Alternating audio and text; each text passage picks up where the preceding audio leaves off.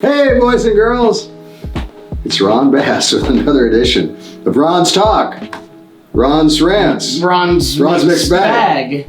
Something like that. Your source for pop culture, personal development, rants, a little bit of inspiration. Encouragement. Silliness. A little bit of silliness. Complaining. I don't really like to complain, but sometimes you have to complain. Sometimes. So we got a lot of stuff to talk about tonight. A lot of fun stuff, and then some serious stuff too, like we always do, right? Right.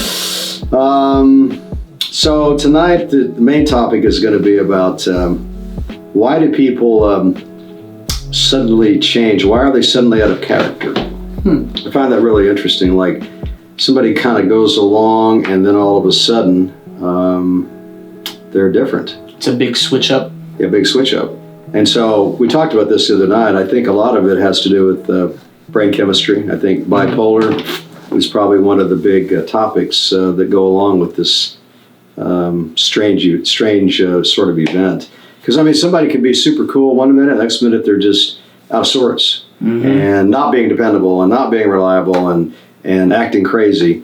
And I think that bipolar, I'm not saying everything is about brain chemistry. Sometimes it's maybe a relationship issue, maybe it's a financial issue. And then it takes them out of sorts, puts them in a crazy mindset.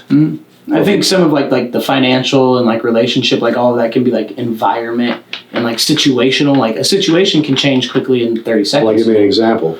You're driving down the road. Next thing you know, there's just a big truck that out of nowhere missed its turn and it's sliding on ice, or situations can just change. So all of a sudden, your life's in danger. Right, just into it's more or less like things can change on a dime. So like switch. Where does that come from? Things can change on a dime. Let's look that up. Stop on a dime, kind of. No, things can change on a dime. I think it's see what the meaning of that is, where that comes from. While I kind of go on about this a little bit more, and then I want to talk about how do we deal with people that are like this. That's a big problem. Like, you can think your best friend in the whole world is one way, and then all of a sudden they're acting another way, and you're thinking, what the hell's going on? And I can tell you, there's a lot of people in my life that are like this, and it's like, and I've come to the point in my life where it's like, I'm not surprised about anything, but at the same time, I like to analyze why people are the way they are and what's causing them to be this way. And then you got to think, do you want to spend time with these people? Do you want these people in your realm or not? Because they're not reliable. Sound like a theme that we've been talking about tonight? If you can't have reliability in your life, you shouldn't have those people in your life. It's real simple. Davin, where does that come from? So here's like the whole thing. It's life can turn on a dime. Life can change suddenly. It comes from the phrase turns on a dime, referring to an automobile, meaning that it steers well, that it's very nimble, blah, blah, blah. Such as life turning on a dime or changing suddenly may not necessarily be a bad turn of events. Could be a good thing sometimes. Could be a good thing. So it's not necessarily a bad thing. Not necessarily. In other words, it can be a good event or a bad event. Yeah, but it can happen quickly. Right. Whatever it is. Right. And I want to touch on switch-ups can sometimes be good as well. Like switching up on someone who isn't good for your life. You're kind of rolling with some bad people. Why do people stay with people that are bad for them? What in the hell is that all about? They don't want to switch up. Why? It's a loyalty thing. I don't know. No, it's not a loyalty thing. Some people are like that. No, it's, know what it is? It's an addiction thing. Okay. They're addicted to the person. How does that happen? Oh, that person's bad for me, but I love you. I'm not going to leave you. What's up with that? I mean, where's the discipline that comes that when you do the right thing, but you don't have the discipline because it hurts too much? Oh, it hurts me too much. It hurts too much. Come on, man. So let's just run your whole effing life because you can't be without the codependency thing. I have to be with her. I have to be with them. Oh my God. And then your life's going down the shitter. And it doesn't matter because you're gonna rationalize everything. How often have we done that in our lives? I've done it. It's crazy, but you have to reach a point where you recognize these mistakes. Right. And correct them. And I agree. And I think that's where you really learn how to, do things in a way to where you don't have to make the same mistake. But I don't think people do learn. I think they keep repeating themselves the same mistake over and over and over and over and over and over again, and their lives go down the shitter. I've seen people over the years, they're just going to hell in a handbasket because they never figured that out. They they hang with the wrong people, they do the wrong things. Sick. I agree. I just can't relate. I've seen people like that. One of them, like, you can relate. You've been around people like when you were in school, coming up through the ranks that you knew were bad for you, but you hung with them. Somewhat. Yeah, I've done the same thing. Love affairs and friendships and business relationships. You have to hit everything head on. We talked about that earlier tonight. You can't let things fester.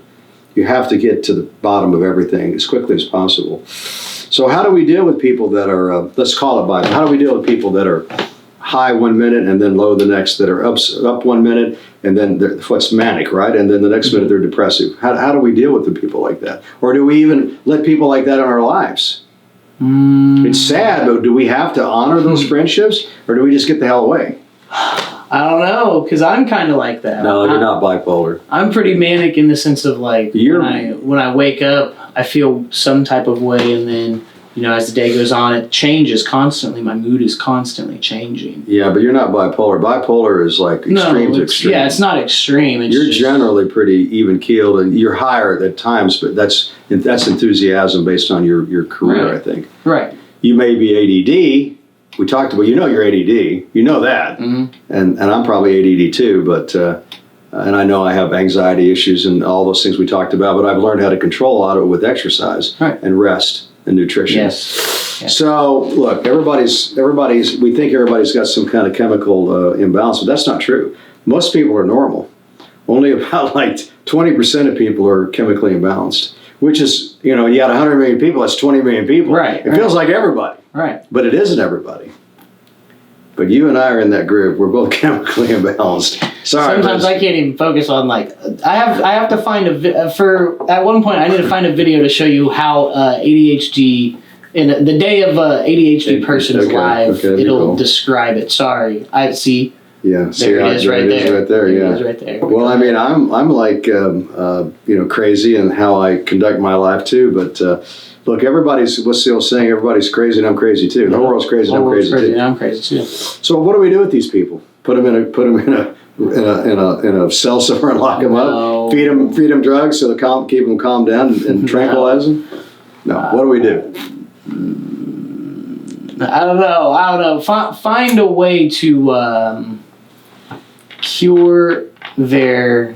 It is their brain chemistry. It's the chemicals that their brain releases. Yeah. There are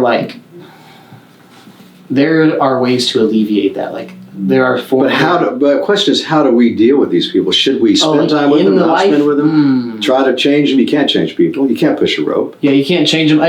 When you feel communicate. So, like, something that happens at my home is that sometimes if I don't feel like talking to anybody, I'll just tell my significant other, I'll be like, yo, listen, I need some time by myself, and I'll just sit there, watch TV, work on something, work on music, play video games, something, So I think here's my read on this thing. You can't be around people like this because it will only bring you down, make your life more miserable. Now, look, you can encourage them. You can send them to counseling. You can send them to doctors. You can send them to the gym. Do all the things that probably help them. But in the end, they're gonna. If you mix up with these people that are like this, I'm telling you, your life's gonna be hell. So you just can't do it. I've done it. You've done it. But we've learned our lesson, and you can't be around these kinds of people more than just a few minutes here and a few minutes there. Right. You certainly can't do business with them. No. Sorry. No. Well, that's my read anyway. How do you feel? It's pretty blunt, I know. But no, I mean, I learned the hard way. I understand it. It just makes me feel. It's sad, but it's reality. Yeah, and it's just like it just sucks because again, feeling that way sometimes, like myself, it just makes me rethink the way that I go about my days. Well, so if I don't know how severe your ADD. It's ADD is the. I have both, so there's two of them. Okay, attention deficit disorder is the one, but I always thought that encompasses all of it. No, that one's kind of the minor one. That's the minor one. ADHD, which is attention deficit hyper disorder. Yeah. Well, regardless, there's a lot, but there's a way to manage it. Yeah, there is. There are multiple ways to manage it. Medicine, exercise, sleep. Counseling, sleep. Yeah, counseling, like you said, exercise. But then again, people that are like that are usually smarter and more accomplished, but are they happy? Okay, so then depression enters the fray. It's like depression enters the fray. You and I have never had this conversation. It's like because I've never really had this conversation with like my grandparents either. Okay. You know, it's more or less like it's hard to explain. So in the video that I'll show you eventually, it's like think of 4 or 5 little voices in your head telling you things that you have to remember, and you can write them down, but it's like they kind of all get wrote down on top of each other. I get you. Written down on top of each other. It gets confusing. Yeah, it's very overwhelming, very overstimulating. So then you are kind of like, oh, I feel really defeated. Like, and then something good happens and you're like, oh, okay, let's do this. I remembered that I need to do this. Gotcha. You'll walk into a room and you probably had this happen. You walk into a room and you're like, why did I come in here again? Oh yeah, that's why I came in here again. But like you said, there are ways to manage it. Sleep.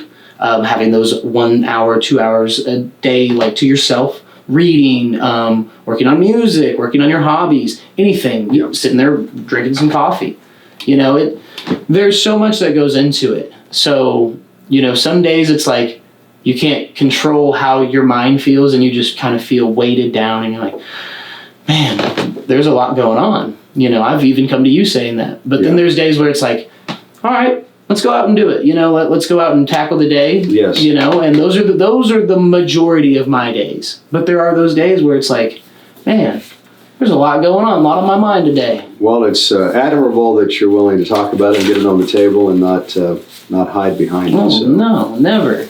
I've talked about all my things that went on in my life and how I've helped and how I've been able to overcome, and it's not easy, but that's the way it is, man. We have to hit everything head on. Exactly. Talked about that earlier. You got to hit everything head on, and you can't just like put your head in the sand. No, yeah, and that's where whatever it is, whether it's addiction, whether it's ADD, whether it's ADHD, anything, whether it's depression, bipolar, schizophrenia. Speaking of schizophrenia, I've been studying it more and more lately. Mm-hmm. I have somebody that works for me that. It's paranoid schizophrenia. That's what my brother had. But I've noticed that this person is paranoid a lot, and talks about people that are looking at him and like maybe in the neighborhood and like they're watching him. And I'm thinking to myself, at first I thought, maybe that really happened. Then, but it's like a common conversation. Okay. So my gut feeling is probably there's some paranoid schizophrenia going on there, where he's thinking a certain way, feeling a certain way. The voices in the head, he's being talked to. He has perceptions that are not real. And it's really interesting because this person is very productive, and it's not like he is. I don't sense like he's hallucinating per se, like a lot of schizophrenics do. Right. But I can tell there's something chemically going on that's not right. Somewhere he's like, someone's out to get me. Yes, and that's the paranoid schizophrenia. I remember when I did meth years ago, it was the same thing. Oh my God, they're trying to get me, and I closed the curtains and all that shit. Oh my God. Yes, but paranoid schizophrenics that's what they go through. They're like paranoid, but they're hearing things, seeing things that aren't real. I don't know if this guy really exactly has that, but I think he's kind of in that neighborhood and no longer. But he's a productive guy, and he's a good guy, and he's honest, and he's a hard worker, and so I'm going to hang with him, but I don't know where it goes. It could get interesting. Yeah. Okay, so we'll kind of move away from this, and I'm going to talk about some pop culture stuff. Okay. Here's a cool story. Ready? So Star Trek. Everybody knows about Star Trek. Yep. Scotty on the Star Trek. He was the Beam Me Up, Scotty. Beam Me Up, Scotty. Right. So after he got off the show, he and Leonard Nimoy and Captain Kirk all did these shows. They did these shows all over the country. Right. Where show up and sign autographs and all that kind of stuff. Right. So he gets a letter from a fan that she was going to commit suicide. And he says, and he responded. He says, please don't come to our show. I'll pay for your way and all this. She shows up at his show. And the long story short, she showed up to like 18 shows over the course of several years. And she really identified with this guy. And he would talk to her and counsel her. And then all of a sudden, he didn't hear from her for years. And he thought, oh my God, what happened? And then one day she came to him and she said, I just want you to know I just graduated my engineering degree and this and that. And if it weren't for you, I probably wouldn't be here today. And I want you to know how important you were to me. And he was crying when he gave this interview. Wow. He says, for all the fame and glory and money, means nothing compared to this experience. Right. That I was able to influence this person. So back to the Jewish saying, to save one person's life is to have saved the whole world. Powerful, isn't it? Yes. And the interview was very touching to me because he was literally just crying, and famous guy, right? Had a lot of money, had a lot of fame, and yet, that meant nothing compared to that. And see, that's how I feel. Story. That's how I feel with, a lot of my artists, actually. Like, you and I helped them get out of very tough times in their life. Yeah. Even to this day, we're still doing that. Yes. I just want to let you know that. Yes, I agree with you, but there's some of them that I'm not 100% sure about. But that's the way that goes. We'll just have to see how it plays out, I guess. But I think the majority of them are good guys, and I think they're very happy to be where they're at. And exactly. I'm glad that we can play a role in their lives to help them and exactly hone their crafts and hone their craft and become better persons and people and enjoy their journey towards their goals, because they're all moving forward, that's for sure. Exactly. But you know what, Davin, nothing's perfect in life. Nothing is perfect in life. Speaking of not perfect, here's an interesting story. In Los Angeles, a lot of people are living in their RVs on the street, literally. Wow. Yeah, they're just parking on the street, living in their RVs. That's better than a car. I have a good friend of mine living in his car right now with his son and with his wife. Wow. Yeah. Think about that.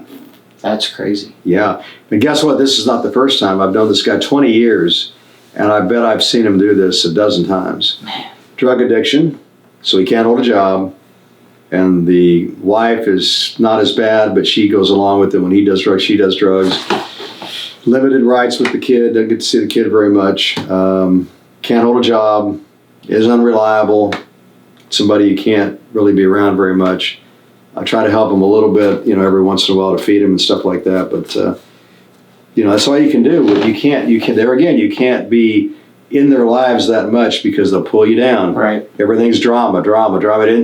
It's everybody else's fault, not theirs, that they're like this, right? If to hear them talk, it's the whole world's against them. Mm-hmm. But that's not the reality. They're their own worst enemy. They're their own worst enemies. Right. Each one of them has to look in the mirror and be honest, but they're not doing that. Well, that was interesting about Los Angeles. Let's see what else I've got here. Okay, this is a Tesla story. So I want to ask you a question. What the hell is it? By the way, how much time we got? We're at 18 minutes right now. Okay. We're moving right along, getting close to the end. So here's the deal. Tesla. So the Tesla thing, Musk, he's really smart. He comes up with this idea of building basically you're driving a computer, right? Okay. And he's cool, and the car's cool, and the engineering thing's cool, and he's a cool guy, and he's a good marketer. Because why was it before him, like Chevrolet had the Volt, it failed. It's ugly. That's part of it, right? Right. And Prius had a hybrid car. Ugly. Okay, so Musk came along and figured it out. Exactly. He figured it out. Plus, but here's something else that I don't get. Who the hell wants to? Why the hell would you want a car to drive for you? What the hell's that all about?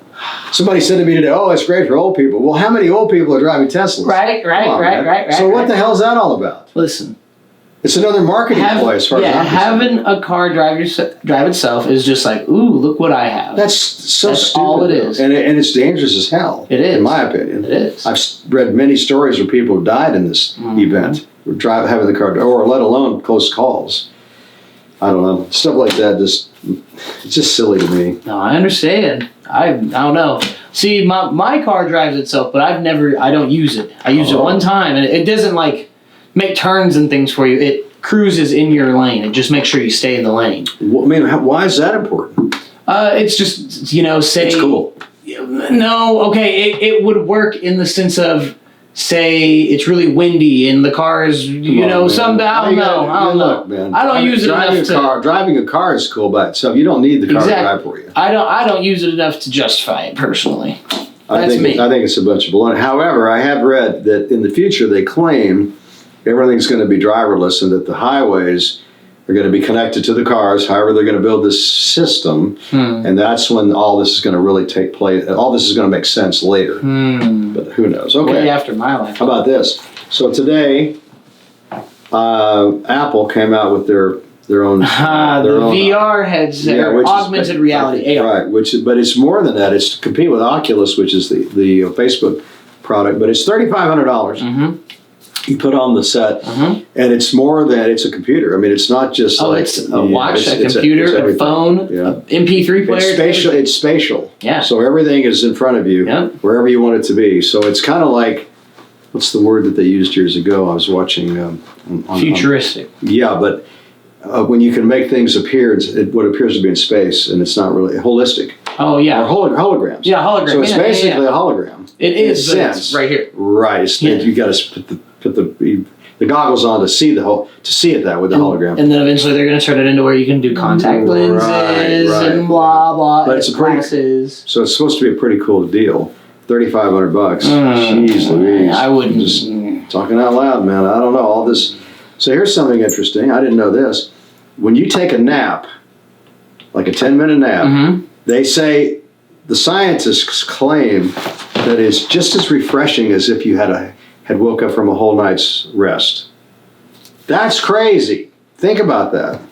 I think it depends. Does it depend on the time, like how long the nap is? It just says a nap. I don't know. Because if you take like an hour-long nap, I think that's too long. I think about 10 minutes. Yeah, because I know when I'm driving, sometimes I'll pull over and I get real sleepy, tired, working, whatever, and I pull over for 10 minutes and I wake up and I'm ready to go again. So maybe that's right. Something I've gotten into is meditating. I don't do that kind of meditating. Kind of medication? No, meditating. It's like, think about it like you just lay down on the couch for just a second, like maybe 10, 15, 20 minutes. You don't necessarily go to sleep. You just close your eyes and you relax. You don't think about anything for a second. And then you get up and you're like, I feel great. At least for me. Okay. That's what I like. Well, I think what they're saying is correct because I've experienced it and I've thought about it and I think that's right. I agree. So take a nap when you're tired and you want to be refreshed. 10 minutes, turn the phone off, turn the lights out, hide somewhere for 10 minutes, and then when you get up, you'll feel a lot better. Speaking of medication, though. So now, I talked about this on another podcast. There's a drug called Ozempic. It's a diabetic drug, but it also helps you to lose weight. And they say now it's helping, people are losing, it's dramatic. So now it's the new weight loss thing. So keep your eye on that as you go along. And I think that's a shame because to lose weight that way, it's like taking speed or something. It's not the same thing, but it's the same idea that you don't have to work, you don't have to be disciplined to improve yourself. Right. Like, how about exercise? How about not eating so many cookies and lose a little weight that way? Quit drinking so many Cokes. Just saying. Barks Root Beer, sponsor us. Yes. Barks Root Beer, please sponsor us. We just want to. So how about my friend that his girlfriend takes all of his money. Okay. And he's trying to buy a house, and every time he turns around, he doesn't have enough. He has no money. Okay. And he's making like $50,000 a year. And I'm thinking to myself, this girl is like sucking the blood out of this guy. She's like a vampire. And the idea that she's sucking his happiness out of his life too, and his money and his happiness and his. It's just terrible. I mean, it's like she's like a vampire. Yeah, that's awful. What is it with that a guy would accept that? Back to what we talked about earlier. You can't be around people that are going to make your life uncomfortable and miserable. What is that all about? Why are people doing this? They don't have the discipline. And you know what else they don't have? You know what else they don't have? What? They don't have a good self-worth. Because if you have self-respect and you have self-worth and you have strong self-image, you're not going to tolerate this kind of shit. You and I both went through some pretty difficult times a year or so ago. Mm-hmm. And you know what? Because we were strong in those areas, we made an important decision. And tell me our lives are not better as a result of that decision. They are better. Dramatically better. Am I right or wrong? So I agree. So you have to learn to be disciplined when it comes to who you spend time with. You have to be smart about this. You can't just tomorrow. No, you have to hit it head on right now because your life's going to improve dramatically. But I say a prayer every day. Here it goes. Dear Lord, please remove all people and places and things that are not part of my divine destiny. And dear Lord, please put into my life all people, places, and things that are part of my divine destiny. I've never told you that, but every morning for probably 40 years, I've said that, maybe 30. I say that prayer. And you know what? It's a powerful thing. It is. It is. Well, just about done. I want to say one more cool thing here, and then we'll get out of here. Yeah, it's about all you got. I know. Is one thing. I know, one thing. I'm ready. So I was watching this interview with Kramer. Okay. With Seinfeld. Mm-hmm. So him and Seinfeld were visiting. This is like years after the show had ended. And Kramer was gloating about how he was a great chess player. Mm-hmm. Who do you know who's a good chess player? You personally, do you? Are you a good chess player? I'm a decent chess player. Okay, good. I'm a decent. I can hold my own. Okay, I'm a checkers guy, but anyway, I never learned to play chess, but I should. Okay, chess so Kramer's gloating about how when he was in the Army, he played chess and he was really good at it. Then he got to where he could play against the computer, and he was really good at that. So he's in Los Angeles, downtown LA, and he sees this bum on the sidewalk, and the guy's got his chessboard out, and he sits down with this guy. You know the story? No, but I know where it's going. Okay, so at any rate, he says, "Want to play chess?" He said, "Yeah." He said, so the guy says, "Look, I played 2 games with you. If I beat you twice, I won't play with you anymore." Oh, yeah, okay. So he sits down with him, and he goes through the moves, and this guy beat him in like quick. And then he couldn't believe it. And then he plays another, and then the second game he beats him in like 20 seconds. It was like unbelievable. So he says, "You got to play with me again." He says, "Nope, that's it. Twice." I said, "That's it." And I said, he follows him down the street, and he says, "Nope, that's it. So he goes home and he calls his buddy who's a professional chess player. He says, "What the hell was that about?" He says, "That's a savant." Savant. So I looked up what savant means. Savants are people that are brilliant particularly in mathematics or engineering, but other than that, they're crazy. Mm-hmm. They just have a particular brilliant knack to do something. It's called a savant. I didn't know that. That's you, isn't it? Mm-hmm. You're a savant. In music, music savant. You're a music savant. Insane when it comes to, creating a production, but just insane in general. Isn't that crazy? It is, that's... I love that story, though. I love that story, so Seinfeld says, one last thing, Seinfeld says, "Do you think that guy could be the greatest chess player in the world?" And he says, "Absolutely. But he'll never do it because he's crazy." That's a crazy story, man. That's bizarre. Isn't it? But that's a real story. Yes. And the chess player said, he says he sees this all the time. Like he says, when the professional guy, he goes to a big town, he says he tries to find these guys, but they won't play. They're crazy. Man. You couldn't ever get them to sit down long enough to do it in a professional setting, right? Even though they'd probably win. Right. Wow, that's crazy. And Kramer was like brilliant when it came to chess. He said he just couldn't believe it. It was just unbelievable. Huh. Anyway, so much for all that. Any closing thoughts? No. No? Being a savant is cool, but being a savant it comes with the mental hardship. But you have to have mental fortitude, which you do with fitness, having the right people around. Maybe I'm a savant when it comes to business. Maybe. I'm marginal at everything else. When it comes to business, I'm a maniac. Right. I wonder. It's weird, isn't it? We'll have to do some more research on it. Have to do some more research. Okay. See the what the percentage of a savant is. Like, find out everything we can about a savant. Wow, man, we'll have to maybe find one that probably wouldn't interview with us. Man, I don't know. You're doing it with one right now. No, I'm playing. Somebody was telling me about a guy that had some kind of a accident or whatever. When he came out of it, he could do things mathematically that were just unbelievable. Huh. But that's kind of an example of that. Right. Any rate, I'll shut up now. So guys, we got to get out of here. But once again, thanks for joining us for our latest edition of Soar High Personal Development. AKA Ron's Mixed Bag. AKA Ron's Mixed Bag. So until next time, I've got a new ending for you here. It's a little bit different. So instead of saying just stay positive, here's the deal. Always keep your eyes on